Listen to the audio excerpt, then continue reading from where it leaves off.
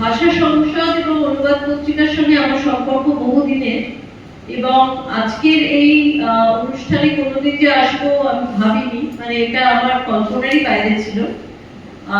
বস্তুত বিকাশদা যেদিন আমায় বলেন যে আমরা তোমার নাম ভাবছি এরকম একটি পুরস্কারের জন্য, আমি পুরো মানে আকাশ থেকে পড়েছিলাম প্রায়।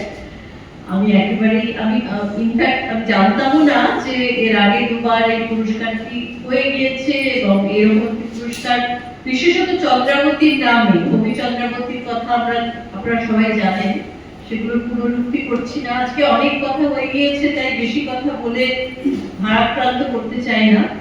আমি একেবারে অন্য প্রসঙ্গে একটা কথা বলতে চাই। অবশ্যই আমি আপ্লুত, খুব খুশি, এবং একটা সঙ্গে এই ধরনের যে জায়গায় আমি এখন আছি, মানে আমরা তো অনেক দিন ধরে লিখছি, আমাদের লড়াইয়ের গল্প নতুন করে বলার কিছু নেই, সবাই জানেন আমরা কোথায় ছিলাম, কোথা থেকে কিভাবে লিখতে লিখতে আজকে এই জায়গায় অনেক বই হয়ে গিয়েছে, সবই জানেন।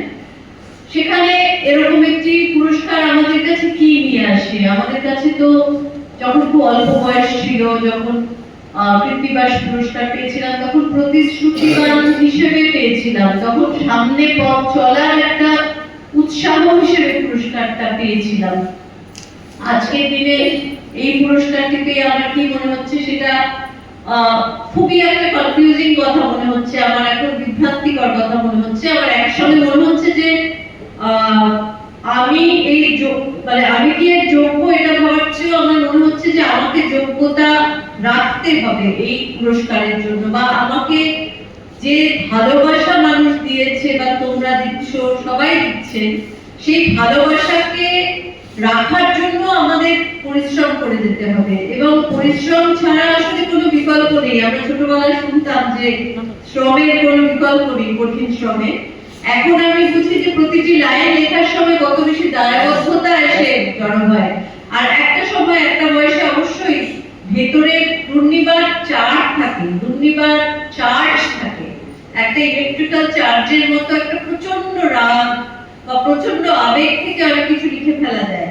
কিন্তু এমন একটা বয়সে আমি এখন এসেছি যে আমাদের অনেক কিছু দেখা হয়ে গেছে, তাই জন্য এখন আমাকে যেটা করতে হয়, আমাকে প্রতি মুহূর্তে নিজের অনুভূতির সঙ্গে পৃথিবীর যাবতীয় লেখক, যাবতীয় মানুষ যা অনুভব করেন সেটাকে মিলিয়ে দিতে হয়, এবং এই মেলানোর পথটার মধ্যে দিয়েই নিজের পরিশ্রমটাকে চালিয়ে যেতে হয়। কারণ একমাত্র এই একটাই পথ আছে যেখানে নিজেকে একটা সরু রাস্তার মধ্যে রাখা যাবে, নইলে ছড়িয়ে যাবে। আজকেই এই কথাটা হচ্ছিল, শুরু হয়েছে 7 দিন 8 দিন আগে একটা। আমরা কি ভেবেছিলাম যখন 2020 সালে আমরা ভেবেছিলাম যে নতুন একটি মিলেনিয়াম আসছে, একটি সহস্রাব্দ নতুন করে আসছে, তখন আমরা ভাবিনি যে তার 25 বা 26 বছরের মুখে এতগুলো যুদ্ধ আমরা দেখতে পাবো, এত প্রচন্ড বিধ্বংসী মানুষের রূপ আমরা দেখতে পাবো।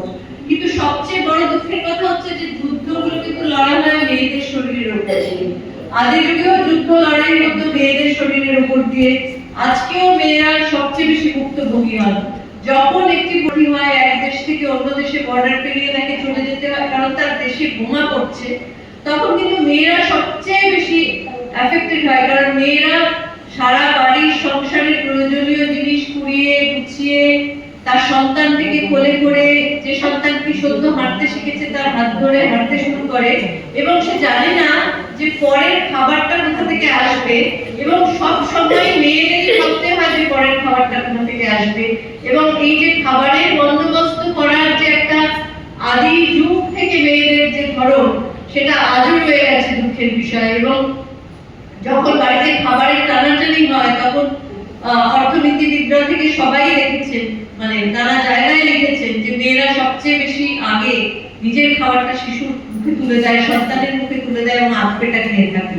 কাজে একটা যুদ্ধ হওয়া বা একটা সীমান্ত পেরিয়ে একদল মানুষের উচ্ছিন্ন শরণার্থী হয়ে আরেক দেশে চলে যাওয়া মানে আসলে আরো অনেক, মানে 50% মানুষ যারা মেয়ে, তাদের আধপেটা খেয়ে থাকা, তাদের অনিশ্চিতি, এবং তারপর তো আরো অনেক অনিশ্চিতি আছে। বিপক্ষ দলের হাতে গিয়ে পড়লে তার শারীরিক লাঞ্ছনা থেকে শুরু করে ইত্যাদি ইত্যাদি। আর আমি আরেকটা জায়গায় পড়েছিলাম, যখন আগুন আবিষ্কৃত হয়নি, যখন মানুষ শুধুমাত্র হান্টার গ্যাদারার ছিল, সেই সময়েও মেয়েদের যে ভূমিকা তাকে আলোচিত নয়।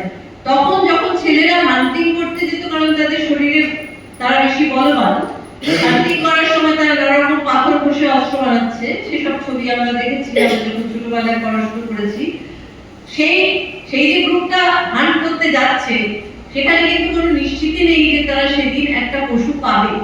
তারা কিন্তু হান্ট করে হয়তো তাদের একজন দুজন মারাও যাবে, তারা ফিরে আসবে না, বা তারা ফিরে এলো একেবারে পর্যদস্ত হয়ে, কারণ বৃষ্টি পড়ছে, বরফ পড়ছে, তারা কোনো খাদ্য পায়নি।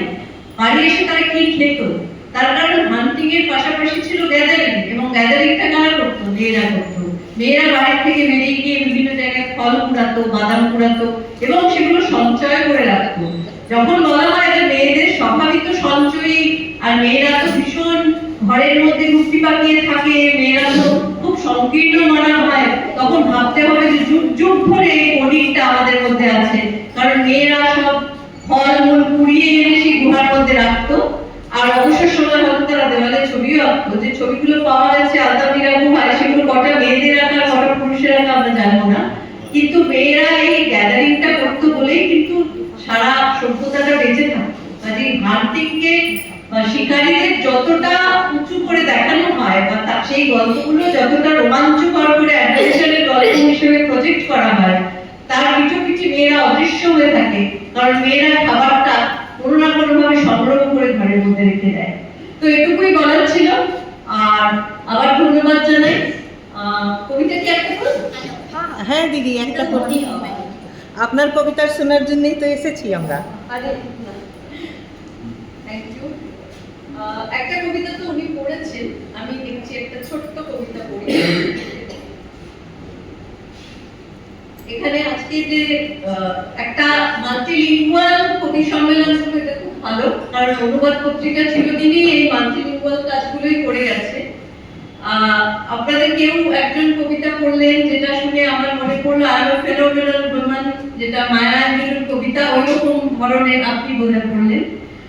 আমার কবিতাটা ওই